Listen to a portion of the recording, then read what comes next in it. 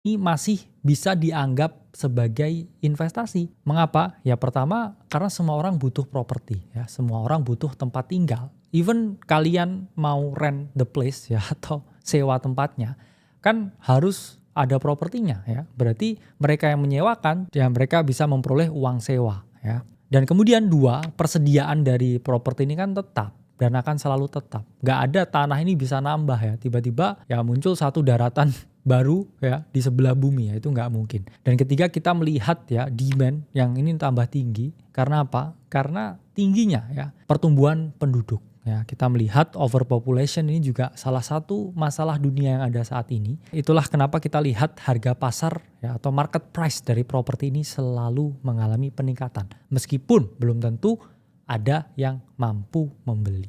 Kalau kita melihat dari segi pro ya, properti ini harga itu akan selalu meningkat ya karena demand-nya tinggi, persediaannya tetap, dan kemudian aset properti ini bisa dijadikan kolateral atau jaminan ketika kita mau meminta ya persetujuan loan dari bank.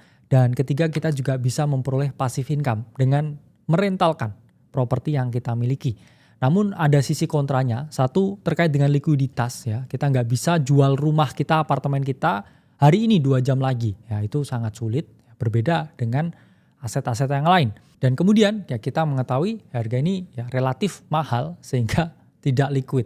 Jadi tidak liquid karena mahal menjadi tidak liquid. Itu adalah kontra dari properti. Nah, aset selanjutnya akan kita bahas ini adalah saham. Ya, sejarahnya saham ini mulai diperdagangkan pada abad ke-16 di Eropa. Ya, ada kongsi perdagangan dan juga pendanaan ya, berbagai kebutuhan masyarakat Eropa ya pada saat itu, hingga akhirnya terus berkembang di berbagai negara lain. Kebutuhan akan capital market dan juga dana ya atas pihak yang membutuhkan dana ya dengan pihak yang kelebihan dana. Ini akhirnya mendorong ya kapitalisasi dari industri capital market ini terus berkembang. Sehingga akhirnya di tahun 1792 ini lahirlah New York Stock Exchange ya pertama kali di US, dan kita tahu di tahun 1912 lahirlah Bursa Efek Jakarta yang sekarang menjadi Bursa Efek Indonesia.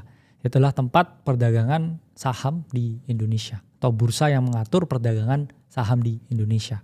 Banyak pihak ya yang selalu beranggapan kalau investasi terutama di indeks-indeks saham yang besar itu hampir bisa dipastikan 100% untung ya. Karena apa? Ya karena kalau kita lihat ya dari berbagai data yang ada, ya ini SPX ya, indeks terbesar di US stock market.